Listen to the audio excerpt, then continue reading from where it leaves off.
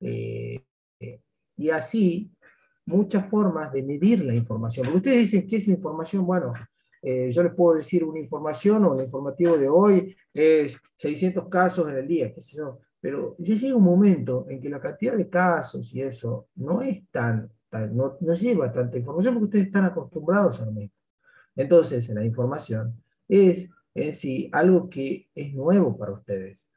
¿Cuándo es una información? Por ejemplo, que ahora yo me ponga a desarrollar un tema que se llame, o me ponga a desarrollar series y sucesiones en funciones de variable compleja. Ahí va a llevar mucha cantidad de información porque les aseguro que la mayoría lo puede llegar a haber visto en términos de una variable real, pero en variable compleja van a decir, no, no tengo idea, no sabía, y le va a resultar entretenido, porque van a ver cómo solucionar algo distinto. Entonces hay más información. Entonces, ¿cómo lo medimos a eso? Es difícil, ¿no? Y aparecen nuevas unidades. Quizás ustedes la conocen porque la pueden haber escuchado, pero ahora vamos a entender para qué se utilizan, o sea, de dónde vienen y para qué sería la utilización de las mismas. Y la última unidad del año es las comunicaciones por radio multiusuario, donde vamos a ver los accesos múltiples, comunicaciones satelitales, celulares, microondas. O sea, ¿cómo solucionar ustedes cuando en realidad no pueden hacer una tirada de línea de fibra óptica, por ejemplo? Porque va a haber lugares que no van a poder hacer la tirada. Y si quieren pasar un cerro, ¿cómo van a hacer?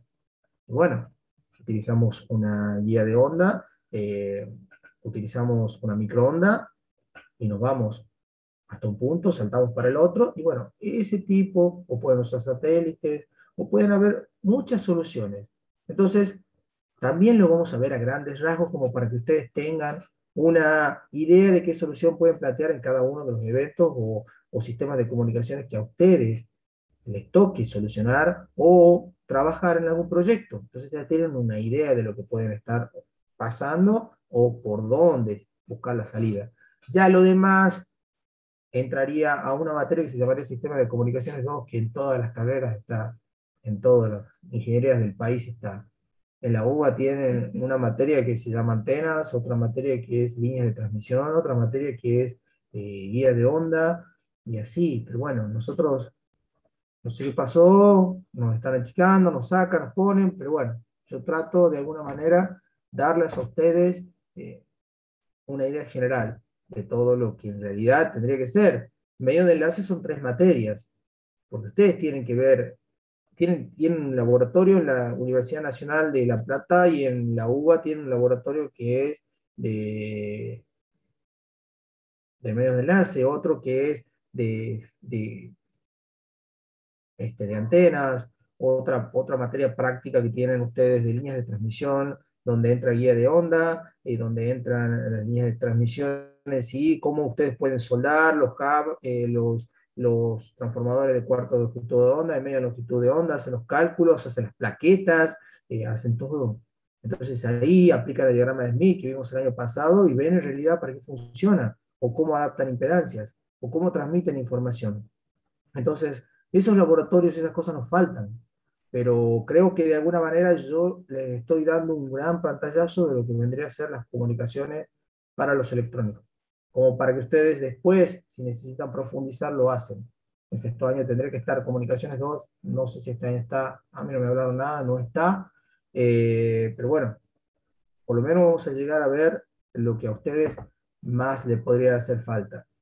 La otra parte del programa para comunicaciones 2 vendría a estar la parte de fibras ópticas, en diseño de líneas de fibras ópticas, la red RSDIN, las redes nuevas que están usando, cómo llega la fibra óptica a los abonados a las casas, cómo utilizan a altas velocidades las líneas de teléfono que se llegaba hasta utilizar hasta hace poco, el ADSL, el DSL, y bueno, y así sucesivamente. La multiplexación en el dominio de la longitud de onda no lo llegamos a ver mucho acá en Comunicaciones 1, pero sí tendría que estar en una materia que se llama Comunicaciones 2, como pueden ver aquí en este programa, que es una idea de que lo que vendría a ser la continuación de esta materia. O sea, en la unidad 1 tendríamos las señales y sistemas en tiempo discreto, lo que les aseguro que no han visto. Fourier en tiempo discreto, transformada Z, diseño de filtros por respuesta infinita al impulso, por respuesta finita, ancho de banda y velocidad de muestreo en el aliasing, cuando hay submuestreo o sobremuestreo y también para qué sirve, probabilidades, procesos aleatorios, distribuciones acumulativas, las comunicaciones digitales, ¿tá? Cuando ustedes ya utilizan otro tipo de código y pueden enviar en un canal mucha información, mucha más, redes a grandes rasgos, no esas redes como lo ven en sistemas, en ingeniería de sistemas, pero sí las redes, los tipos de redes, las arquitecturas que hay, las topologías, las formas de conectar las redes. Y después lo que sí nos interesaría a nosotros, las redes ópticas, lo que vendría a ser la red SONET, que ahora ya es una red mucho más rápida, y las categorías que entran las fibras ópticas, a grandes rasgos. ¿Cómo ustedes las pueden plantear? Internet, los protocolos que hay, las comunicaciones por microondas, comunicaciones satelitales y los celulares, pero ya con mucha más profundidad de lo que vemos nosotros en una sola unidad, ya sería desglosarlo más, o para que, porque les aseguro que varios van a seguir una orientación en comunicaciones, ¿o no? En sexto año. Sí. Bueno, ya va a depender de ustedes, no sé qué van a hacer, pero de todas formas esa es una idea en realidad de lo que vendría a ser la continuación de esta materia. Yo como sea la tengo que comprimir y darles a ustedes lo que más pueda este año, para que por lo menos tengan una idea general de lo que son las comunicaciones. Es vital, las comunicaciones es vital para ustedes como ingenieros en electrónica. No importa qué hagan, no importa en el circuito que ustedes trabajen, pero van a tener una parte que se tiene que comunicar con otra. De la forma que lo hagan o cómo lo hagan, aunque sea, eh, no sé, a través de un cable, a través de un coaxil, o a través de una fibra, o a través de un bifilar, o a través de dos cables, o un solo cable, están usando comunicaciones. Entonces ustedes, por más que estén trabajando en una baja frecuencia, en banda base, o lo quieran llevar a otra frecuencia, lo quieran hacer con mejor rendimiento, y de ahí va a salir la calidad que tienen ustedes. No solamente en la forma de pensar, sino en la forma de resolver problemas, y en la forma de plantear un proyecto. Y eso les da una calidad que solamente lo ponen ustedes como ingenieros. Cuando al final de todo, ustedes planteen y pongan su chapa de ingeniero. Que como técnicos o como personas capacitadas en comunicaciones también lo pueden hacer muy bien.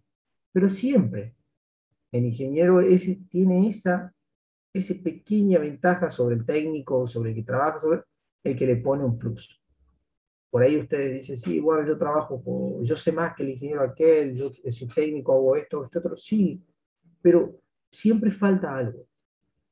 Y ese algo es lo que estamos tratando de pulir, pero obviamente ustedes le van a dar porque es un toque personal de cada uno. Y ahí van a hacer una diferencia con el resto. Porque no sé si lo he puesto a pensar algunas veces en alguna empresa grande, cuando tiene que competir, ¿qué es lo que hacen? Bueno, ustedes compiten contra otra persona que tiene el mismo título que ustedes, quizás los mismos cursos y quizás sabe igual o más que ustedes. Pero ¿cómo eligen? Bueno, hay muchas formas, pero si se ponen a pensar en eso, creo que depende de cada uno. Entonces, por eso siempre es bueno estudiar, profundizar, siempre lo básico, las cosas básicas que sean el fuerte de ustedes, las materias básicas hasta cuarto, que sean fuertes. Entonces, ustedes con los conocimientos, con la matemática y la física, que por lo general nunca fallan, si esos conocimientos los tienen muy fuertes, ustedes lo demás lo pueden profundizar o ver o ya irse para las ramas y estudiar los temas y ser mejor en alguna categoría, porque la electrónica se va para muchos lados. Ustedes pueden hacer la parte de comunicaciones, pueden hacer la parte de potencia, pueden hacer la parte de microelectrónica, pueden hacer la parte de nanoelectrónica, pueden hacer la parte de electrónica biológica, de bioelectrónica, y de ahí tienen muchas ramas para la programación, para la potencia, para la PLC, para media tensión, para alta tensión, para baja tensión, no sé, para robótica. Pero bueno, ya eso lo van a decidir ustedes. De todas formas, está planteado todo. Voy a tratar de darle el programa lo más profundo posible. Hoy vamos a ver un tema que lo van a ver en todos lados. Y viven con él en todo lugar. Es el ruido eléctrico. El ruido eléctrico, ¿qué es el ruido eléctrico? ¿Cómo lo podemos definir? Bueno, ustedes lo pueden definir el ruido eléctrico como una señal que sea nociva o que no queremos tenerla presente en un ancho de banda determinado. Recuerden que el ruido es algo que proviene, puede ser externo, puede ser interno, o también puede estar presente cuando nosotros tenemos una señal o tenemos algo. Quizás ustedes no escuchan nada, no escuchan un ruido, pero cuando yo hablo, ustedes llega mi voz a su altoparlante a través de todo el proceso de la comunicación, que sería generar mi voz, pasar por mi micrófono, entrar a la placa de audio y sonido de mi computadora, hacer toda la adaptación de esa señal a formato digital para luego pasar desde la placa de red de mi computadora Wi-Fi al módem que está en la pieza. Ese es el primer paso. De ahí del módem se transforma a través de un protocolo de IP o protocolo de Internet de paquetes, que va a llegar a todos los destinatarios, que son en este caso 43 participantes, o sea, serían 42. Luego ese proceso es el inverso. Llega a su módem, puede ser por fibra óptica, puede ser por cable coaxial, puede ser por ADSL, puede ser por el celular, por una antena de celular que va a enviar la información a su celular. Y en ese celular se va a reproducir, o sea, va a llegar en formato digital. Y luego tiene que hacer todo el proceso de demodulación para salir por el parlante, por los auriculares o por el televisor, no sé por dónde me están viendo, o me están proyectando, o me están escuchando en una radio, o me están escuchando en un video de YouTube, no lo sé. Pero siempre es lo mismo, transmisor, medio y receptor. Y ahí va a aparecer este famoso ruido. Posiblemente yo esté hablando y a ustedes les llegue mi voz con ruido. Y cuando yo me callo, no hay ruido. Y me dicen, bueno, pero ¿por qué? Si el ruido está presente todo el tiempo. Y bueno, es que hay distintos tipos de ruido. No todos los ruidos son iguales. Algunos están presentes todo el tiempo y otros ruidos aparecen en forma espontánea, esporádica, por así decirlo, son aleatorios. O inclusive algunos ruidos no están cuando no hay señal o están presentes cuando hay señal. Y los ruidos dependen del ancho de banda. Es decir, hacíamos una analogía, creo, en un día de clase, de ruido, que vendría a ser nuestro ancho de banda. Ustedes lo pueden ver como, a ver, voy a abrir un nuevo jam o para trabajar el día de hoy, pero vamos a poner ruido. Y ustedes, eh, bueno, hablamos, creo, la clase pasada de lo que era el ancho de banda. ¿Qué es el ancho de banda si lo hablamos en función de la frecuencia? Y aquí podemos decir que tenemos amplitud, módulo o lo que ustedes quieran decir. Y tenemos un espectro de esta forma. Y el ancho de banda se define de muchas formas, depende de los autores, pero por ahí ustedes pueden ver que el ancho de banda sería cuando cae esta señal o la amplitud en 3 dB. Ustedes pueden tener una frecuencia 1 y acá vamos a tener una frecuencia 2. Y ese ancho de banda se puede definir, una de las definiciones, como la diferencia que hay entre las frecuencias, o sea, F2 menos F1. O sea, esta distancia de acá. Esto sería mi ancho de banda. Podemos decir, y toda la información que pase acá va a ser el ancho de banda de mi canal determinado. Entonces, ¿qué analogía hacemos en ese momento? Esto podría ser como una ventana. Y nosotros, cuanto más abrimos la ventana, o sea, cuanto más ancho de banda tenemos, más va a entrar el sol.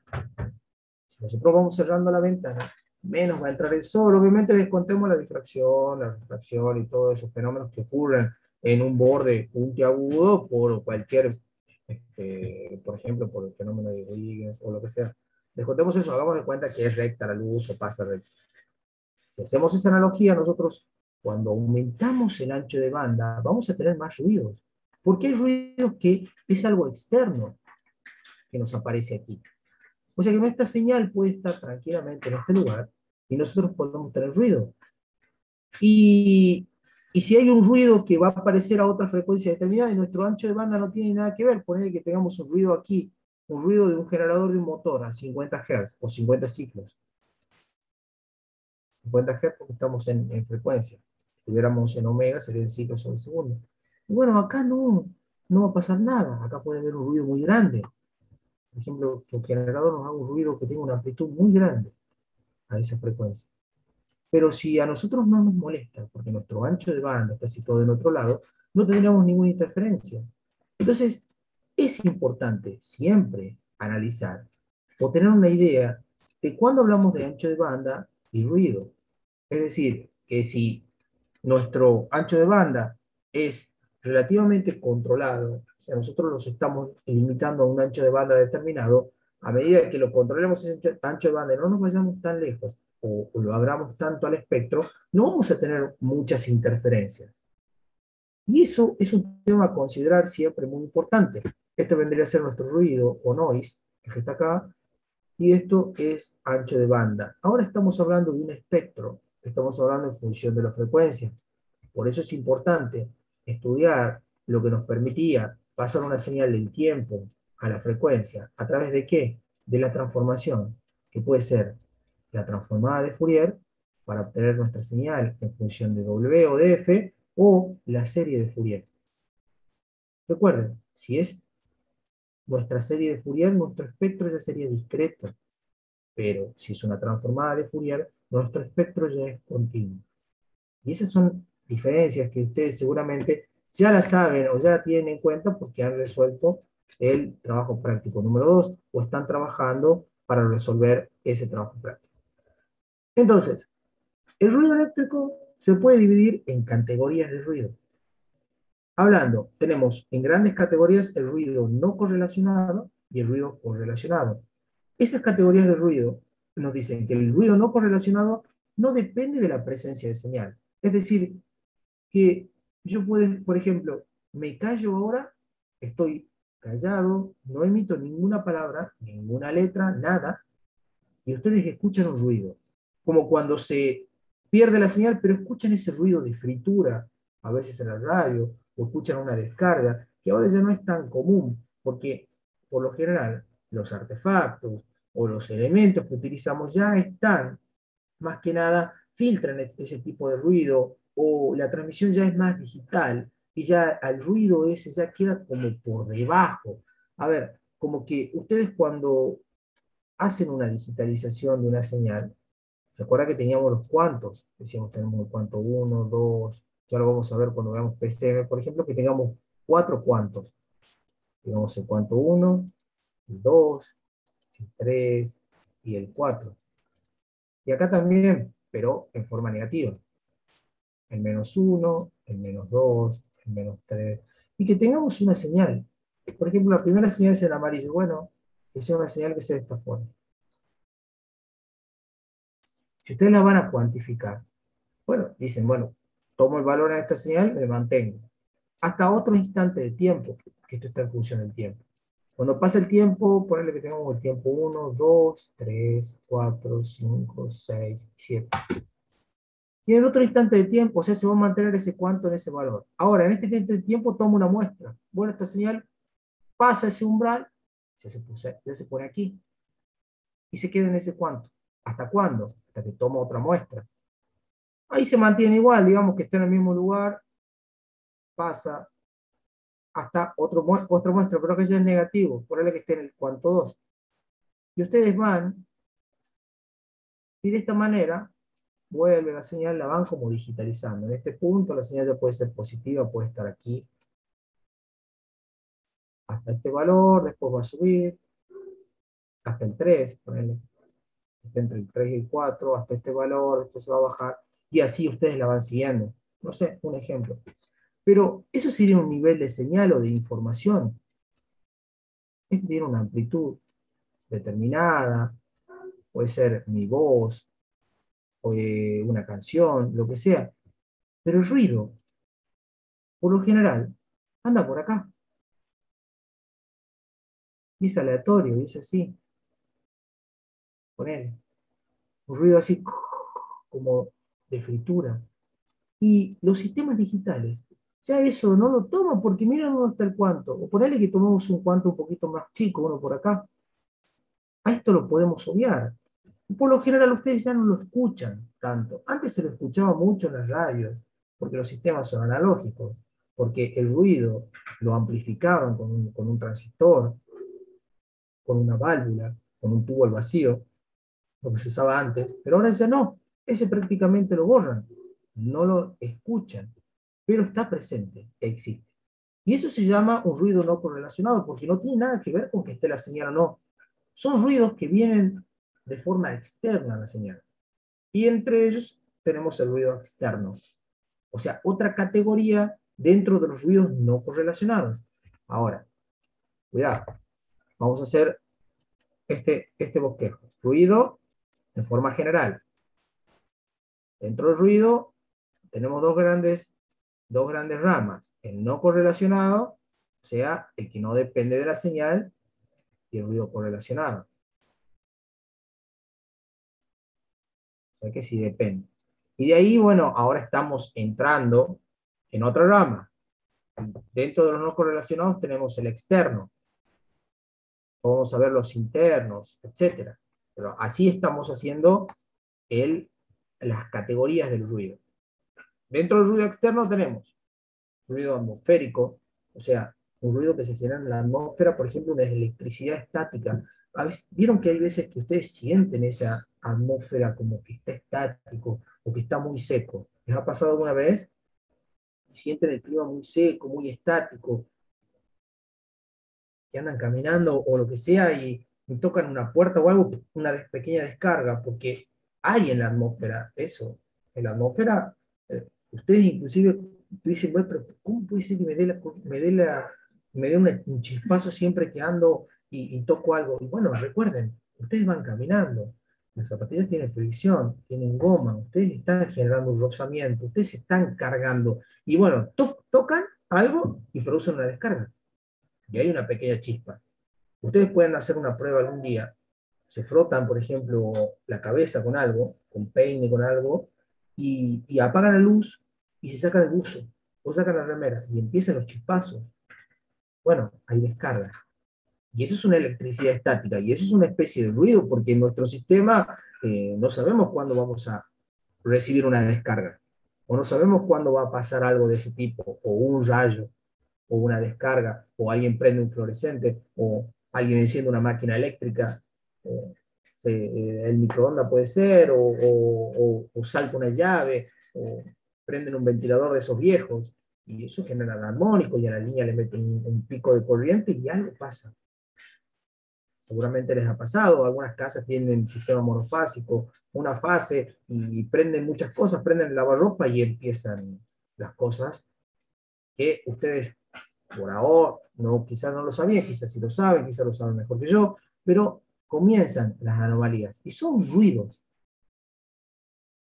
Que mi vecino haga algo es un ruido externo para mí, porque mi sistema no está. Entonces yo lo puedo categorizar como un ruido externo. Después están los ruidos extraterrestres, el ruido del espacio, o sea, el ruido del espacio profundo, esa radiación que viene del Big Bang, que queda, es una radiación que queda después de una explosión muy grande, y ha quedado para siempre y queda y se mantiene, que está cerca del cero absoluto, pero no llega al cero absoluto, porque en el vacío, ¿dónde se va a disipar esa energía? Entonces, se la puede medir y se puede obtener, eso es una de las pruebas más importantes de que ocurrió un Big Bang, realmente no se sabe qué ocurrió. Pero bueno, por ahí vamos.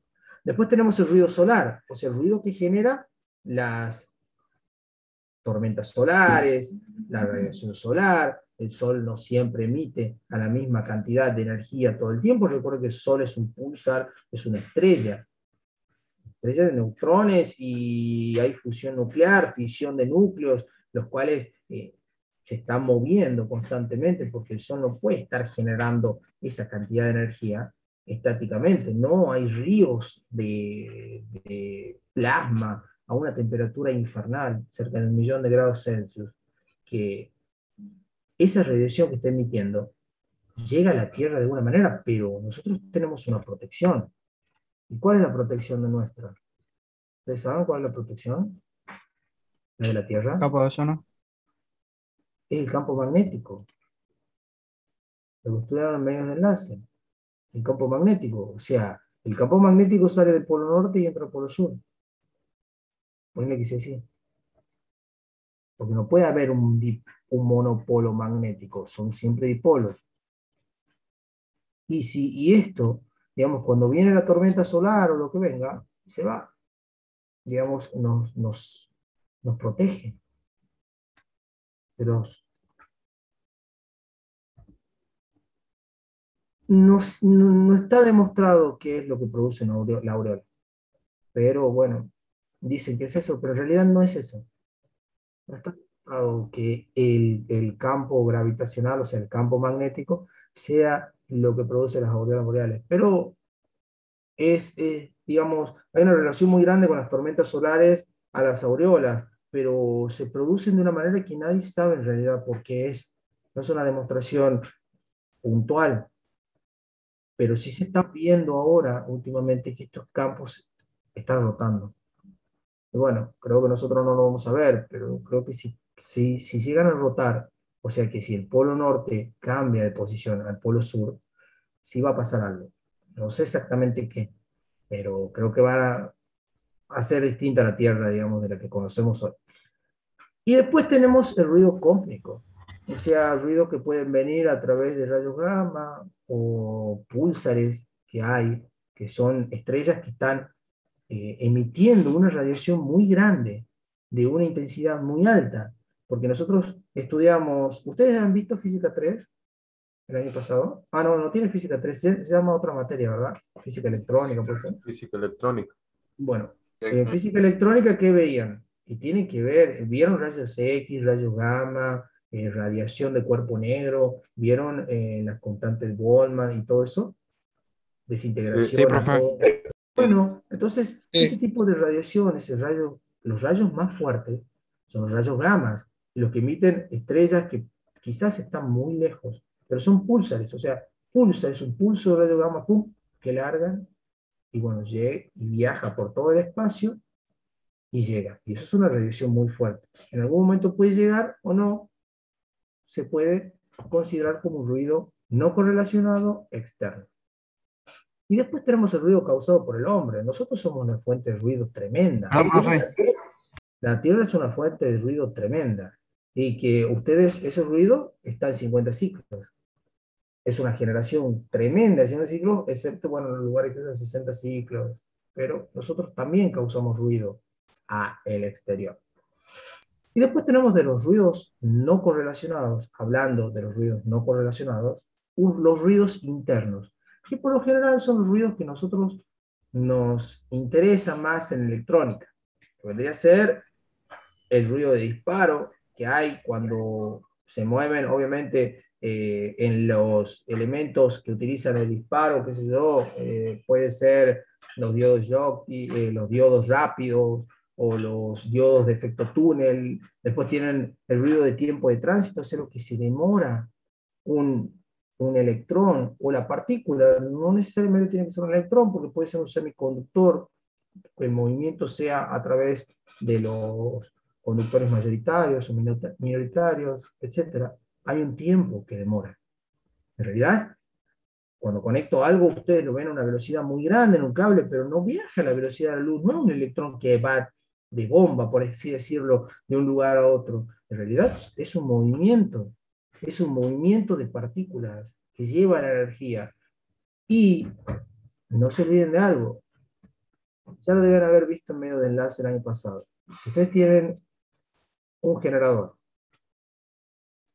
y acá tenemos una línea de transmisión, ponle que es una línea bifilar. Y acá la carga, la vamos a poner como una impedancia de carga o lo que sea.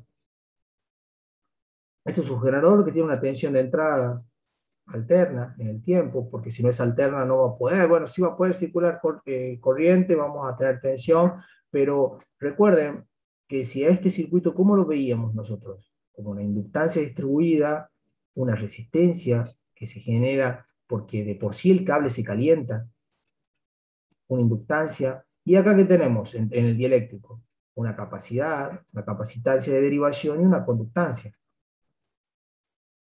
Todos estas constantes, por así decirla, porque todas dependen de qué. ¿De qué depende todo esto? De la De la frecuencia. frecuencia. Entonces, podemos decirle que son constantes distribuidas. a lo largo de la línea. Por eso decimos que hablamos de una inductancia por metro, una resistencia por metro, una capacitancia por metro. Todo esto tiene que ver con el dieléctrico, como la conductancia tiene que ver con el eléctrico. Entonces, ustedes cuando mandan una... Acá ustedes, esto se va a prender, ¿verdad? El generador, por acá va a haber una corriente. Se va a cerrar el circuito y va a volver por acá. Y esta corriente y la tensión, ¿dónde se va a establecer? Entre los conductores. Hay una diferencia de potencial, o por lo que sea va a haber una tensión, sí o sí. Que obviamente también va a depender de la longitud de onda de la línea, porque si esta línea puede terminar en cortocircuito, en circuito abierto, lo que sea, y ustedes van a tener como que, si esta tensión, por ejemplo, que viene la tensión y termina en circuito abierto, vamos a tener una tensión máxima en la terminación. Y si la tensión es máxima y la corriente es mínima, o sea que aquí la corriente es cero, esto va a ser así.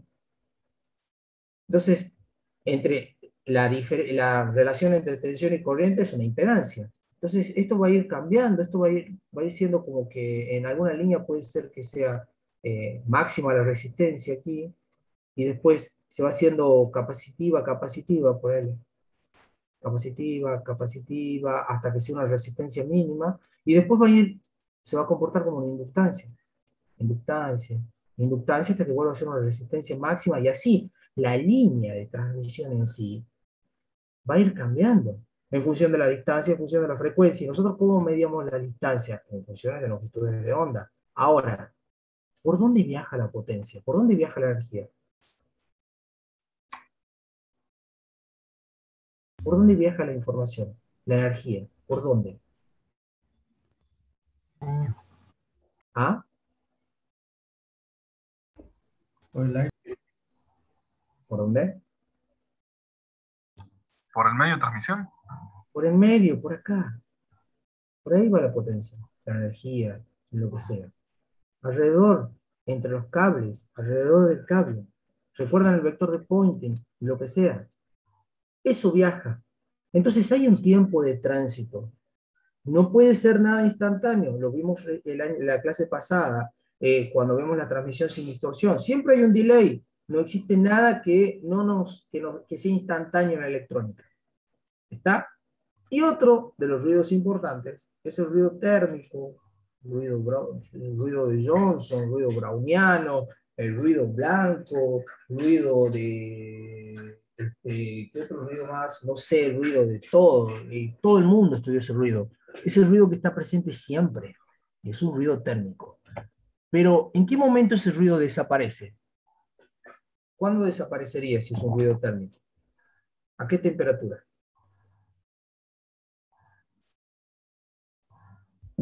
¿Al 0 Kelvin? No. Claro, al cero absoluto. En el cero absoluto no habría ¿qué? Movimiento.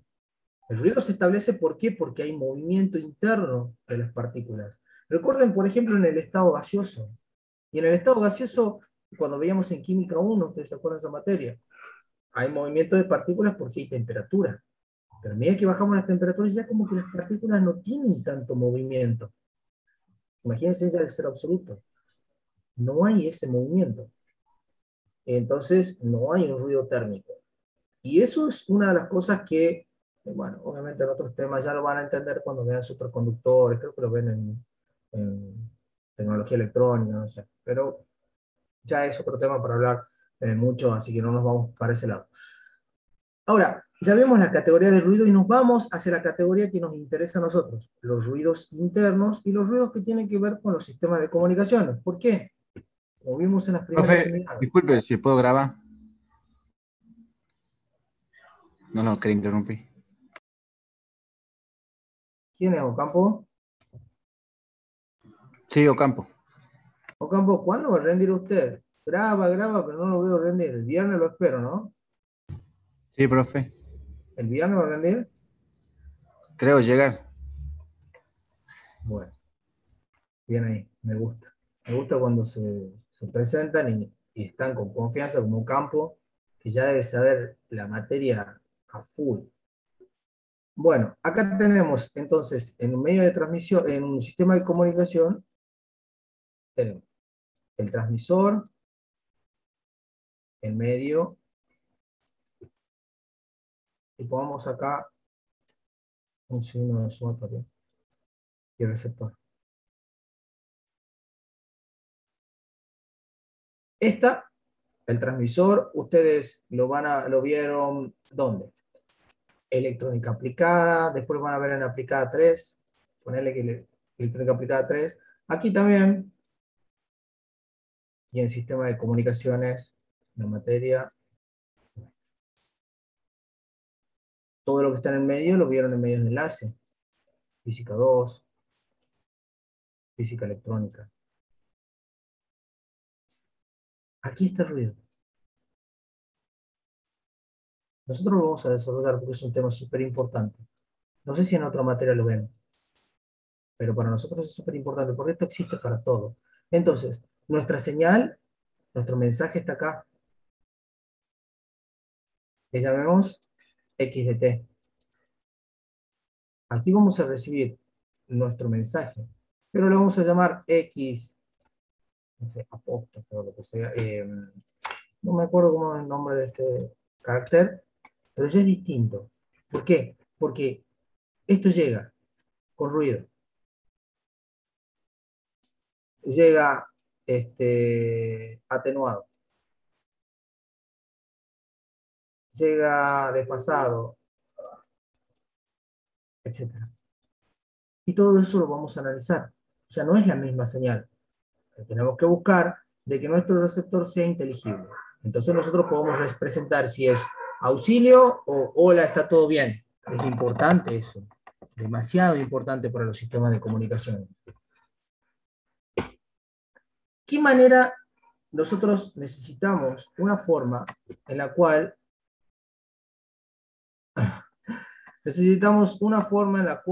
nosotros podamos medir el ruido?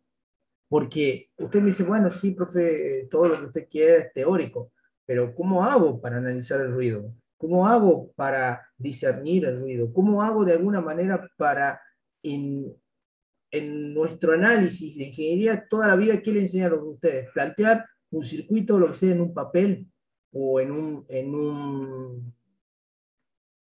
sistema para simular. Bueno, necesitamos armar algo o necesitamos tener una manera de analizarlo. Y una de las formas de analizar el ruido es a través de la potencia del ruido, es decir, midiendo a través de la potencia. La potencia se mide en vatios o en watts. Y nosotros podemos decir que el ruido o la potencia del ruido es igual al ancho de banda por la constante de proporcionalidad de Boltzmann, que tiene que ver con la radiación de un cuerpo, o es una constante de Boltzmann que sale, la ven en varias ecuaciones, y la temperatura absoluta que está en grados Kelvin. Entonces, ustedes pueden medir esta potencia de ruido, que es N, la potencia de ruido K, por la temperatura y por el ancho de banda. Esta ecuación, así como la ven, parece sencilla. ¿Qué nos está diciendo? Mayor ancho de banda, mayor ruido. Mayor temperatura, mayor ruido. Esta constante es una constante, no modifica nada, pero tiene que estar presente. Y de ahí ustedes ya pueden ir deduciendo más cosas y analizando más de que al ruido lo podemos medir. El ruido es tangible de alguna manera y de alguna forma tenemos que, o podemos sumarlo, restarlo, analizarlo, sacar su espectro, etc. Esa potencia del ruido, N, en función de la temperatura y del ancho de banda, nosotros la podemos expresar de distintas maneras o ustedes la van a ver expresadas de distintas maneras. Y una de las maneras de expresar una potencia es en función de una relación. ¿Y esa relación en qué se mide? ¿En qué miden relaciones ustedes? ¿O qué unidad les permite analizar relaciones? Recién les dije 3 decibeles, ¿verdad? ¿Y a qué equivale 3 decibeles? o menos 3 decibeles. La relación entre la potencia de salida con la de entrada. Una relación en decibeles, sí, es una relación entre una potencia de salida y una potencia de entrada, pero también puede ser una relación entre tensiones, también puede ser una relación entre corrientes. Entonces, ustedes pueden, los decibeles es para medir cuántas veces más grande o cuántas veces más chico es una señal o lo que ustedes quieren medir o expresar en decibeles referidos a algo. Por ejemplo, el dBm de B sub m, el que figura acá, está referido a el miliwatt. O sea, si yo tengo una potencia en watt, está referido a un miliwatt. O sea, yo voy a tener que trabajar en milivatios para poder hacer una relación en dBm. Y es una función logarítmica. O sea, es 10 el logaritmo de K por T y por B, que es la potencia de ruido, sobre un milivatio, o sea, 0.001 vatios. ¿Está?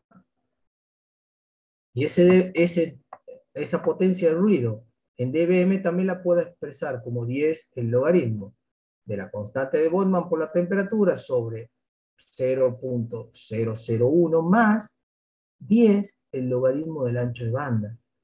O sea, como que a esto ya lo puedo ir sacando y puedo hacer un análisis como para dar o hacer un análisis de la temperatura de ruido o el ancho de banda de 1 Hz, o sea, relacionando a 1 Hz a una temperatura ambiente, como es lo que figura a continuación. O sea, en 290 grados Kelvin sería la temperatura ambiente en grados Kelvin, por 1,38 por 10 a la menos 23, que es la constante de Boltzmann, dividido en 0.01, hacen el logaritmo de eso, multiplican por 10, más 10. Nada más, y les queda menos 174 dBm. O sea, que ustedes pueden directamente, en una forma de escribir, pueden calcular la densidad la potencia de ruido en dBm como menos 174 dBm, o sea, la temperatura ambiente, más 10 el logaritmo del ancho de banda que ustedes usen.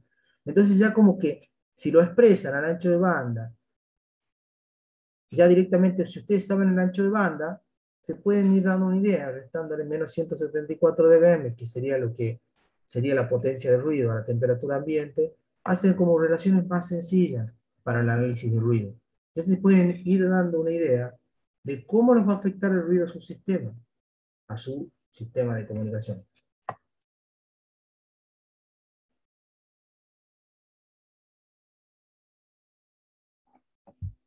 ¿Qué es el ruido térmico? Bueno, es el ruido más importante de todos. Es en realidad el ruido que más se ha estudiado porque es el que está presente todo el tiempo. Y puede decir que se produce en todas las frecuencias, porque en realidad el ruido térmico llega a una frecuencia en que ya no se produce. O sea, ustedes pueden decir, bueno, tengo un ruido térmico, tengo a determinada frecuencia, este sería el cero de la continua, y el ruido térmico va a ser algo así. Pero ya las frecuencias de la luz, o las frecuencias muy altas, este ruido se empieza a hacer así. No tiende a ser. Entonces, cuidado, el ruido térmico no es constante para todas las frecuencias. Esto vendría a ser la amplitud, o la densidad del ruido, o la potencia del ruido, podemos ponerla. La potencia del ruido térmico, en función de la frecuencia. Bueno, pero para frecuencias de la luz, o las frecuencias que trabaja la fibra óptica, en los micrómetros, en las longitudes de onda de micrómetros, nanómetros, ya no es tan importante el ruido térmico. Ya empiezan otros inconvenientes, la absorción de la fibra, ya bueno, otras de las pérdidas que tenemos a determinadas ventanas. Ustedes de seguro han estudiado en medios de enlace, pero ustedes saben que a determinadas ventanas tenemos menores atenuaciones, menores absorción de Rayleigh, menor absorción por grupos oxidrilos, etc. Ustedes eligen en cuáles de las ventanas van a usar, dependiendo a qué frecuencia quieren trabajar y dependiendo obviamente del sistema que ustedes quieran. Pero ya el ruido térmico no lo consideran. Esto es más para los circuitos o las frecuencias en las cuales podemos decir que trabajamos fuera de las frecuencias ópticas o las frecuencias de la luz. Para analizar el ruido en función de un circuito o como circuito, utilizamos lo que vendría a ser una característica que es el voltaje del ruido. Entonces, si nosotros decimos que la potencia del ruido es K por la temperatura, por el ancho de banda, nosotros podemos hacer, o se puede llegar a hacer, un circuito equivalente de una fuente de ruido. O sea, es como que ustedes lo toman el ruido como una fuente de que viene y se conecta a una resistencia, o se conecta a una carga, o se conecta a nuestro sistema, porque en realidad, acá, ¿qué es? Y el ruido puede ser externo o interno, pero acá lo consideramos como algo así. Acá está nuestro amigo ruido, tensión de ruido, aleatoria, no sé si la podemos poner que sea así, una gráfica de esta forma. Y esto va a tener una resistencia, como ustedes lo vieron, ¿se acuerdan cuando estudiaban Thevenin y Norton? Tenía una resistencia de entrada. Bueno, acá le podemos decir que es una resistencia de ruido. Y esto es nuestro sistema, esto es nuestro ruido amigo. Y lo vamos a dibujar de esta forma para hacer un análisis circuital del ruido. Entonces, acá está el ruido. Lo ponemos como sistema. Un diagrama de este tipo. Y nuestro sistema de comunicación o carga, para no poner una resistencia, es nuestro sistema. Acá. Esto es nuestro sistema de comunicación. O lo que sea. O que sea lo podemos más general. Un sistema lineal invariante en el tiempo. Lo que estuvimos estudiando hasta hace poco. Aquí está. Entonces esto, expresado en forma de sistema, puede ser así. ¿Entendido?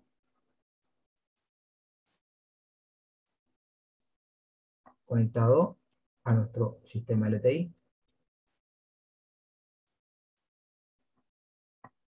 Ahora, sabemos que la potencia del ruido es K por la temperatura, por el ancho de banda. Pero si nosotros a esto lo desglosamos, o sea, pasamos para acá y de acá para acá, para hacer un análisis circuital, porque ustedes ya deben haber estado acostumbrados a hacer distintos tipos de análisis. En medios de enlace, ¿qué tipo de análisis hacíamos? Hacíamos el análisis de un sistema en un punto, el análisis puntual. Para eso utilizábamos los operadores matemáticos, divergencia, rotor, laplaciano, gradiente, etc. Pero también teníamos la ley de Ohm en un punto. Y acá, nosotros, ¿qué tenemos que hacer para hacer un análisis circuital? Y bueno, pasar a un circuito.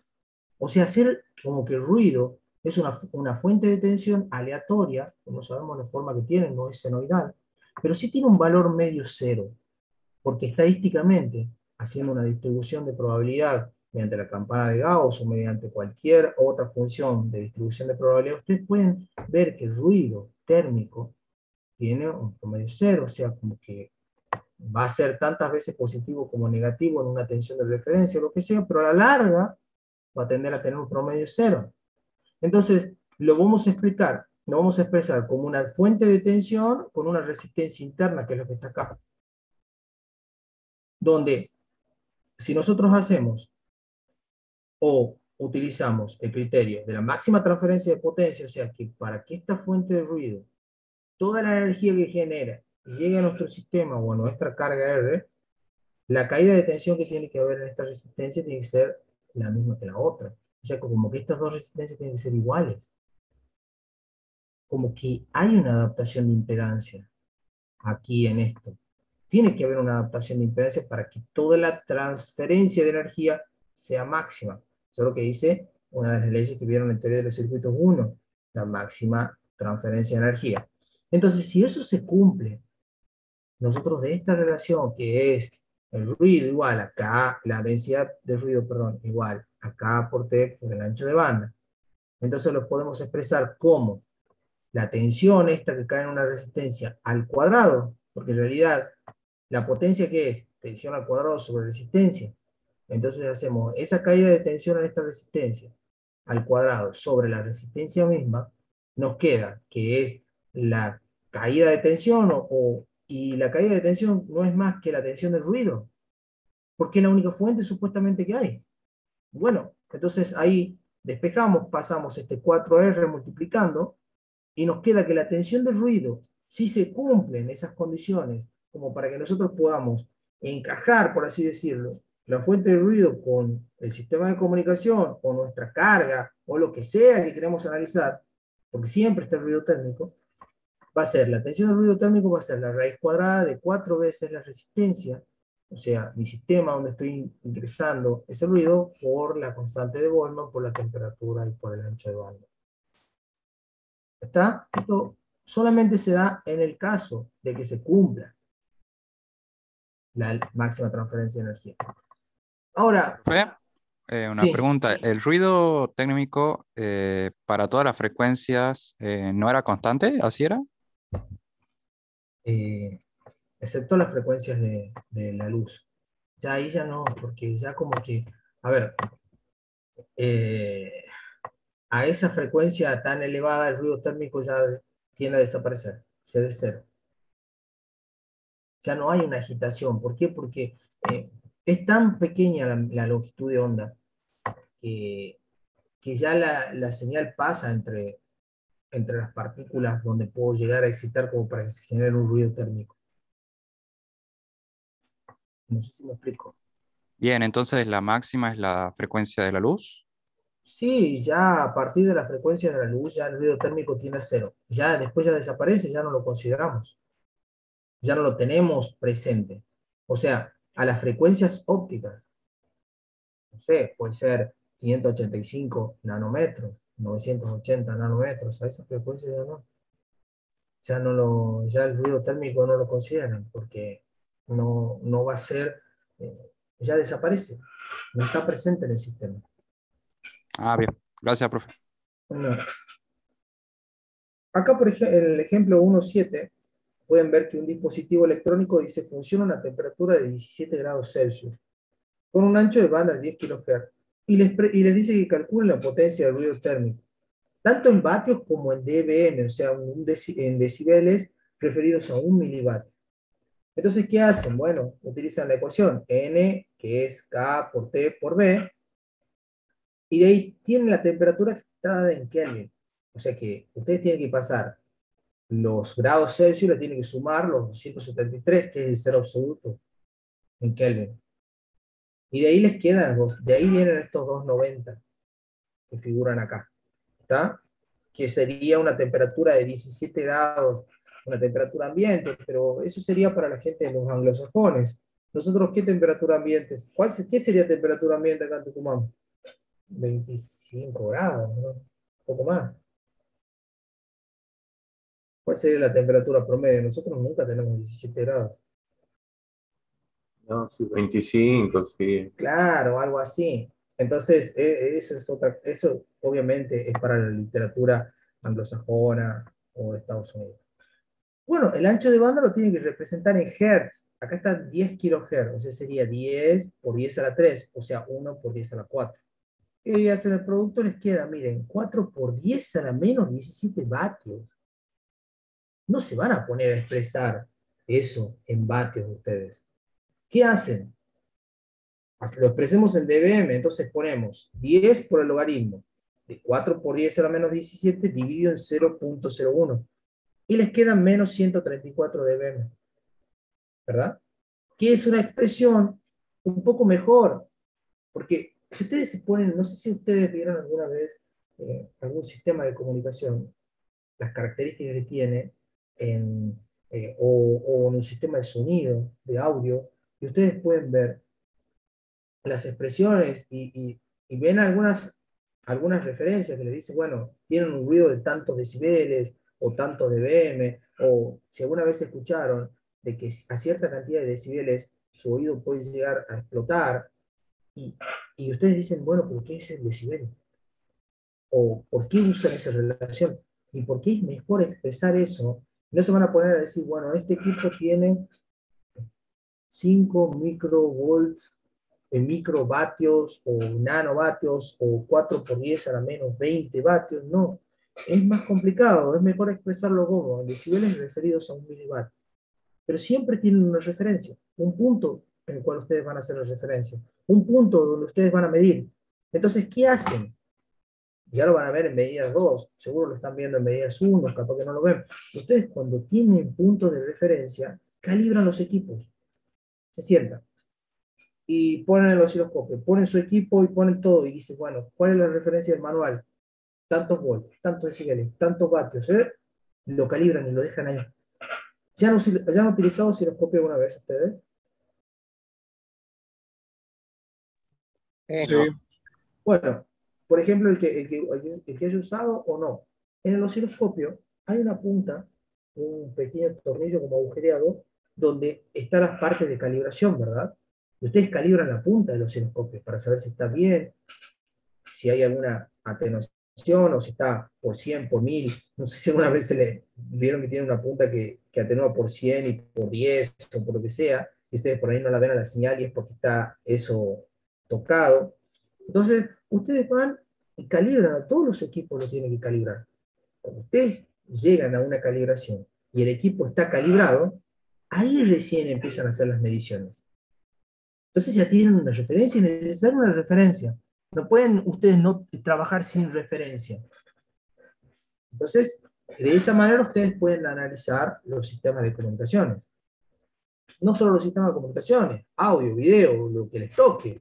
Ustedes van a, cuando ustedes hagan su proyecto final, y qué sé yo, les digan, bueno, no sé, profe, nosotros queremos hacer un circuito que haga tal y tal cosa, ok, me tienen que hacer un manual, porque yo que soy una persona, o soy un cliente, o alguien que tenga un tremendo desconocimiento de lo que voy a usar, quizás yo les diga, bueno chicos, estoy interesado en un sistema que me mida, no sé, en mi campo, eh, si está lloviendo o la humedad que hay en la tierra, si hay que hacer un riego, y que al mismo tiempo tenga internet el hombre que va a estar ahí trabajando, y que también me diga cuántas veces se va, o si me deja el campo solo, si las vacas están cerca o no, y que me manda la información, porque la verdad que no tengo ganas de ir al campo y que yo quiero que me la manden al celular, y yo pueda ver, analizar, y bueno, soy el cliente, no sé, ustedes quieren plata, me lo tienen que vender, y eso tiene que funcionar. Ahora, ustedes me dicen, listo, ya lo tengo. Bien, ¿cómo se usa? No van a estar todo el día explicándolo. Me lo van a explicar, yo voy a descargar la aplicación y dentro de... Hoy en día es un manual. Antes, todos los equipos venían con un manual de usuario. Ustedes son jóvenes. Ahora entran a la aplicación, van a la parte de opciones y empiezan a ruetear y hay algo que les va a enseñar. O si no, van a YouTube, buscan un video y les enseñan. Siempre tienen que acostumbrarse en los proyectos o lo que sea a hacer un manual de usuario. Y en los manuales de usuario, en algún momento, ustedes también van a tener que hacer pruebas para un técnico.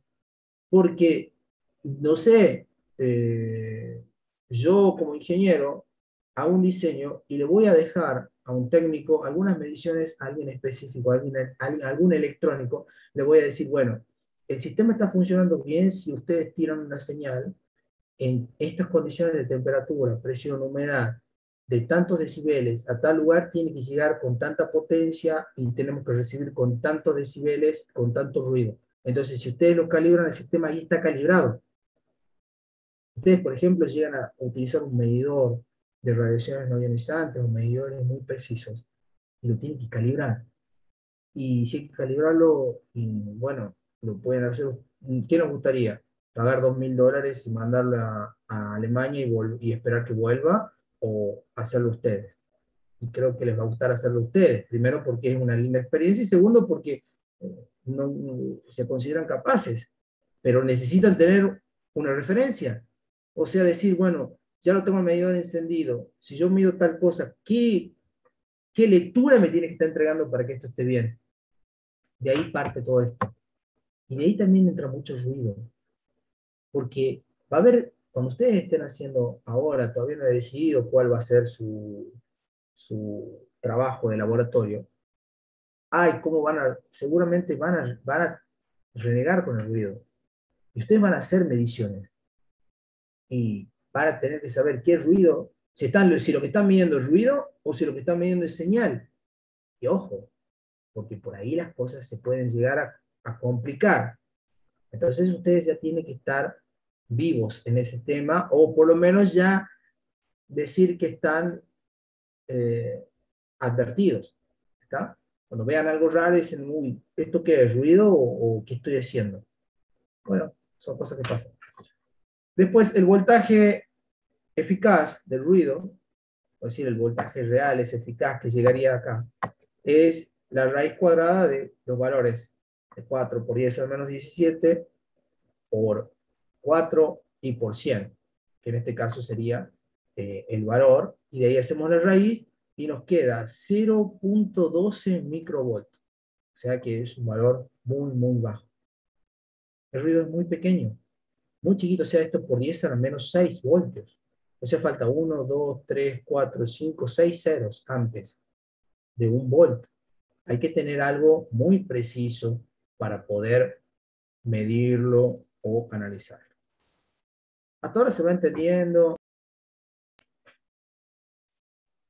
Sí, profe, se entiende. Igual lo pueden leer de varios libros esto. Es una muestra, un pantallazo en realidad, fuera de la experiencia o de las analogías que hago yo, lo van a leer de otra bibliografía mucho más especializada, con mucha más profundidad, pero ustedes ya pueden ir tomando las cosas que más les queden o les gusten, como para poner de ejemplos, o como para poder explicar el tema o aprenderlo, porque es muy lindo. Es muy importante también entender el ruido. Ustedes serían como más especialistas en estos temas cuando sepan analizar los ruidos y sepan usarlos también al ruido. El ruido también es muy importante, porque sin ruido no podría oscilar un oscilador, no podría funcionar, porque el oscilador, un estable, un monoestable o una estable, comienza por el mismo ruido del circuito. Empieza bien pequeño el nivel de tensión y se va generando hasta que se estabiliza, y de ahí queda oscilando. Ustedes no lo tienen que empujar para que empiece a oscilar, ¿no? Lo prenden y en el mismo momento que ustedes prenden o presionan el botón de encendido de la batería, ese pequeño movimiento de 0 a tantos volts hace que todo empiece a funcionar, gracias a la existencia del ruido. Si no fuese por el ruido, esa reglamentación nunca existiría y esa pequeña variación de tensión no se mantendría estable o monoestable o lo que sea durante todo el tiempo. Y ahí tenemos el ruido correlacionado, otro tipo de ruido, que es el que estamos hablando acá, el correlacionado. Ahora ya existe la señal, ya hay señal acá. Entonces, cuando hay señal, ¿cuándo se produce este tipo de ruido correlacionado? Puede ser, por ejemplo, este ruido que le llamamos distorsión armónica. Por eso, ahí tienen que tener cuidado. La distorsión es la modificación de una señal que ya tiene una forma determinada. O sea, ustedes tienen una señal, por ejemplo, algo así.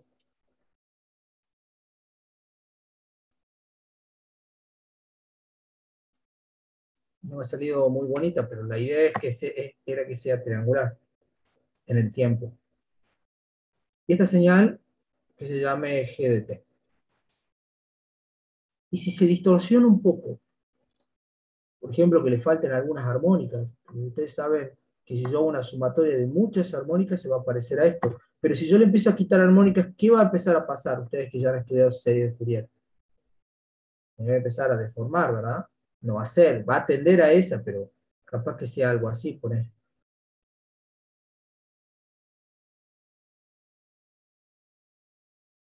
¿Están de acuerdo con lo que yo dibujé? Sí, profe. Bueno, entonces eso es un tipo de distorsión. Pero ¿cuándo aparece? Cuando hay señal. Si no, no va a aparecer. Es como que ustedes, no sé, que les diga, bueno, esta es la señal de entrada. Esta es una pregunta que hice en el parcial del año pasado. Le daba una señal de entrada así. Hoy estoy bonito, capaz que le... Y les decía que cómo sería esa señal Si pasa a través de un filtro que tiene unas características, ponele, este es en frecuencia y acá tenga 5 veces la fundamental. Bueno, ¿ustedes qué tienen que hacer? ¿Qué tienen que hacer para resolver algo así, lo que ya han estudiado?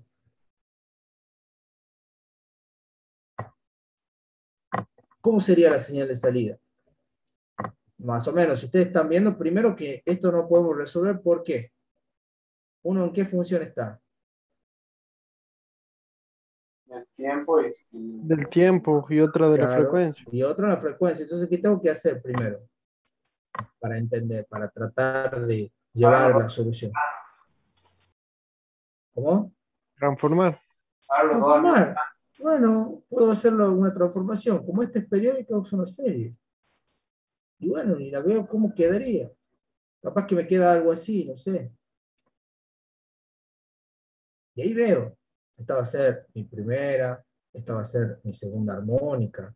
O para ponerlo mejor, sería la fundamental, 2 veces la fundamental, 3 veces la fundamental, no sé. Y ustedes van a ver hasta dónde va a pasar y ahí van a hacer el cálculo y listo.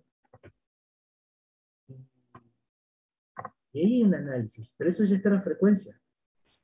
O podemos poner en la frecuencia discreta. ¿Lo ven? Que no hay una transformación. Ahora, si esto estuviera así, sería un solo pulso, ya la transformación continua sería de esta forma, que es una sinc, ¿está?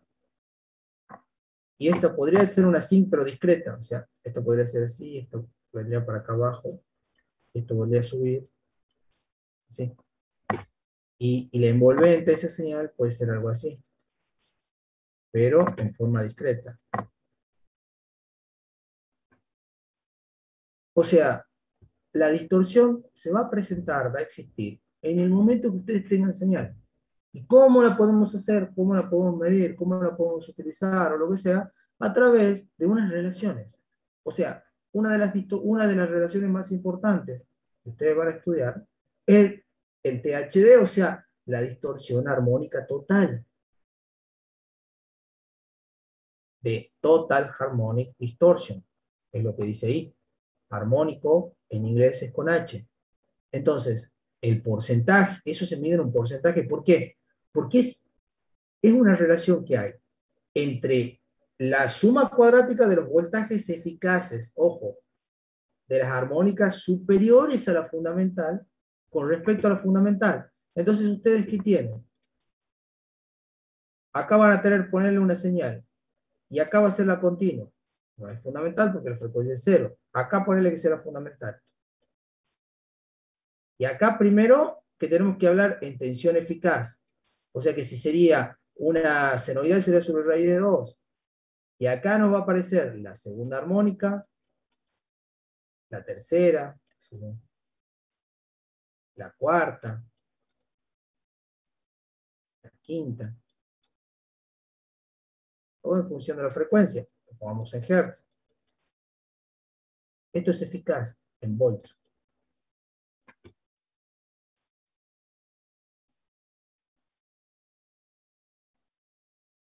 Ahora, esto es una relación de ¿qué? Es un porcentaje. El Total Harmonic Distortion. O sea, que cuando pongamos igual acá, multiplicamos por 100. Eso ya lo tenemos fija.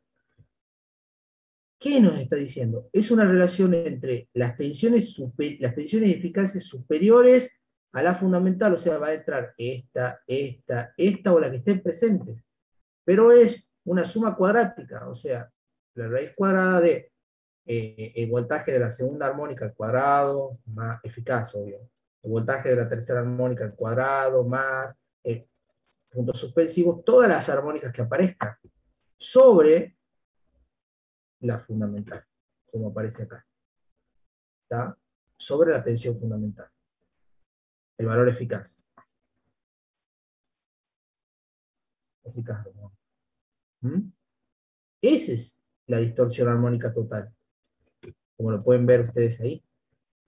O sea, la suma cuadrática de los voltajes eficaces de las armónicas superiores de la fundamental. Por eso, la 2, la 3, hasta la B sub n, no sé cuántas armónicas ustedes tengan. Por eso, a medida que tengamos más cantidad de armónicos, ¿cómo va a ser la distorsión? ¿Mayor o menor? Mayor. No, Menor. menor. Porque si ustedes tienen más armónicos, la señal se va a parecer más a la original. Si ustedes tienen más armónicos, esta sumatoria de acá se va a tender a esta, la de abajo. Entonces esto va a tender a 1, este límite. O sea, el límite, cuando n tiende a infinito, con un número grande, de esta relación, de esta sumatoria cuadrática, más punto suspensivo b sub n, al cuadrado, todo esto sobre esta tensión. Esto en realidad tiende a esto. Porque si es una suma cuadrática de esto, la serie de Fourier tiende a esta señal. O sea, a ver, la fundamental, por lo general, tiene mayor contenido de amplitud que las otras. Entonces, en sumatoria, estas más chicas van a tender, como es una sumatoria al cuadrado y después sacan una raíz cuadrada, va a tender a este valor, a este F0. Y ustedes, si estas relaciones tienden, estos se van a aproximar a 1, como que se van a cancelar, y esto va a ser el 100%, si, digamos, si hay una mayor distorsión. O sea, si ustedes tienen más armónicos, lo veamos desde otro punto de vista, la señal, por ejemplo, que yo tenga esta señal, y ustedes tienen un solo armónico, esto va a venir así. O sea, no se parece en nada. Es como que yo pongo un filtro acá, deje pasar solamente un armónico, un solo filtro. No se va a parecer en nada. Pero si yo dejo pasar más filtro, o sea, dejo pasar más, esto se va a tender, se va a empezar a sumar y se va a acercar a esta cuadrada. Así, por Fourier. Se va a ir acercando. Entonces, a medida que yo deje pasar más armónicos, esto se va a acercar. Se van a parecer más a la señal, en realidad, fundamental. Ahora, si yo tengo muchos armónicos en la línea, voy a tener mayor distorsión ahí. Ojo, si yo tengo muchos armónicos, no es conveniente tampoco. Esto es una relación con respecto a la frecuencia, a la tensión, digamos, a la fundamental. Pero no es conveniente, por lo general, agregar armónicos a la línea o agregar armónicos a un sistema. ¿Por qué? Porque si ustedes tienen una multicanalización, no sé, en la frecuencia, tienen un canal 1, un canal 2 y otro canal 3, ustedes ya han estudiado y han deducido de que estos canales tienen un ancho de banda. Puede ser el ancho de banda del canal 1, acá el ancho de banda del canal 2 y este el ancho de banda del canal 3. Y va a tener su ancho de banda determinado, que sea, por ejemplo, este así, este que vaya por aquí, y este que vaya por acá. Ahora, ¿qué pasa si este empieza a distorsionar mucho? Me va a generar armónicos. Yo no quiero que acá me aparezca algo así. O, para el otro lado, así. Entonces, hay que tener cuidado con las distorsiones armónicas totales. Es una manera de medir lo que va a aparecer, cómo se va a distorsionar la señal, pero siempre está correlacionado. O sea que siempre depende de que la señal existe. Después hay otra distorsión, la distorsión por intermodulación, que es lo que aparece en los productos cruzados cuando hacemos una modulación o una multiplicación de señales. Cuando tenemos una señal que entra por un lado en un multiplicador, acá por ejemplo tenemos una señal que tiene una frecuencia 1 y acá tenemos una señal que tiene una frecuencia 2. Y acá tenemos a la salida Puede ser una señal que tenga tanto los productos cruzados, o sea, los armónicos de n de mf1 por n, los armónicos de esta señal.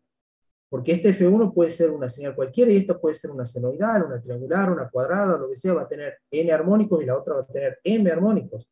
Pero la salida, vamos a tener por él la suma o la resta de esos armónicos, y eso también genera un tipo de distorsión. No siempre en los sistemas de comunicaciones está todo muy perfecto. A veces van dos líneas de transmisión, una a la par de la otra, y una afecta a la otra por intermodulación. O sea, como que justo da la casualidad de que este m veces F1 más n veces F2 cae en otro canal y me cae acá. ¿Y qué hago? O me cae acá. Entonces todo eso hay que analizar. Hay que hacer los filtros y el diseño para que no exista esto. Para que una distorsión por intermodulación no afecte a otro canal.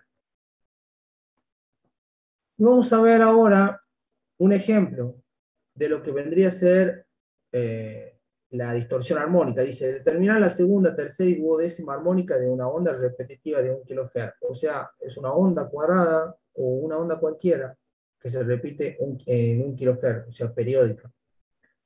El porcentaje de distorsión de segundo orden, tercer orden y total para una frecuencia fundamental con una amplitud de 8 volt eficaz, una amplitud de segunda armónica de 0.2 volt eficaz y de tercera armónica 0.1 volt eficaz. O sea, las frecuencias armónicas nos están diciendo que son, en la segunda armónica va a ser 2 veces la fundamental, o sea, va a estar a 2 kHz. Por eso, si ustedes tienen una señal que se repite en el tiempo, que se repite puede ser así. Esta sería mi señal XDT. Y acá mi periodo va a ser el valor hasta que se vuelva a repetir, ¿verdad? Y 1 sobre el periodo me va a dar mi frecuencia. Y esto me va a dar 1 kHz. Si yo a esta señal la paso, hago mi transformación a través de una serie de Fourier.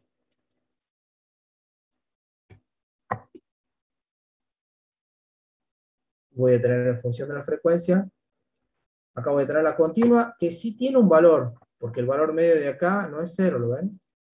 Ponle que sea así. No sé, ponle que esté acá. Eso va a ser a 0 Hz. Y el primero me está diciendo que tiene una amplitud de 8 volts. Bueno, este que está aquí, que sea mi fundamental. Este es 1 kHz. Y esto tiene una amplitud de 8 volts RMS eficaces. Ahora, a mi segunda armónica, 2 veces F0, va a estar a 2 kHz. Y esta segunda armónica nos está diciendo que tiene una amplitud de 0.2, o sea que está bien chiquitita acá. Y la tercera armónica está a los 3 kHz, porque la fundamental es 1 kHz. Si la fundamental fuese 2 kHz sería 6. Bueno, acá estamos en los 3K, y después la otra me figuraría los 12K. Y eso es lo que está diciendo con palabras, lo estoy traduciendo a la gráfica. Pero es lo mismo. Esta es otra manera de expresar lo que vemos en el tiempo, a través de una transformación. En este caso es una transformación con un espectro discreto, porque es una señal periódica.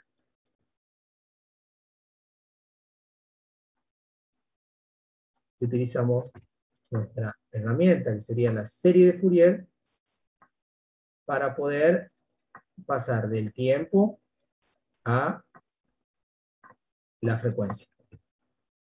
Y acá no, bueno, la segunda armónica es a los 2 kHz, la tercera la distorsión del segundo orden va a ser la relación de las tensiones del segundo, o sea, la relación de la segunda armónica sobre la fundamental. 0.2 dividido en 0.8 por 100.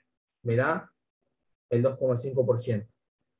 ¿Cuál es la distorsión de tercer orden? La relación de la tensión de la tercera armónica sobre la fundamental, por 100. 0,1 dividido en 8 por 100, 1,25%. Y la distorsión armónica total, o sea, va a ser la sumatoria de estas dos, del segundo orden más la del tercer orden al cuadrado, raíz cuadrada. Y me queda que hay una distorsión de 2,75%. ¿Está? Y así, bueno, ustedes pueden hacer análisis o analizar un distinto ejemplo. Y vamos a quedar hasta acá. Y luego vamos a continuar en la clase que viene. Voy a poner la asistencia. Así puedan ir a descansar.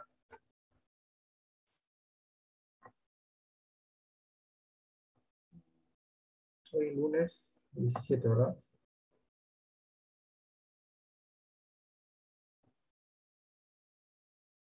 ¿Cuándo van a rendir? ¿El 3? ¿O cuándo era?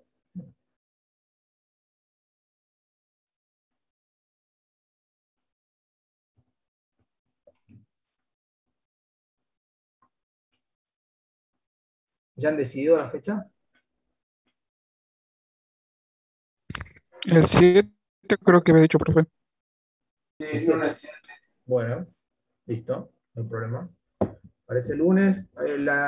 La contraseña del día de hoy es ruido 1. Por favor, se pueden fijar si funciona. Así se van a agregar. ¿Cómo? ¿Qué fecha era? Profe. El 7 creo que pusieron. El 7 es un lunes. Lunes 7 de junio. Ese día rendimos. ¿Ven? No podemos entrar a la asistencia porque captamos la hora. A ver. Yo sí me puedo poner la asistencia, profe. Yo también. Yo también. Sí funciona. Sí, yo también. Profe, ¿la asistencia cómo dijo? Ruido 1. El número 1. O sea, Gracias. ruido con minúscula 1. Sí, sí funciona. Sí, veo que se están poniendo la asistencia. Recargar la página en todo caso. Actualiza. Bueno, chicos, nos vemos el jueves si Dios quiere. Buenas noches. Hasta luego, Chao, profe. profe, te puede ver.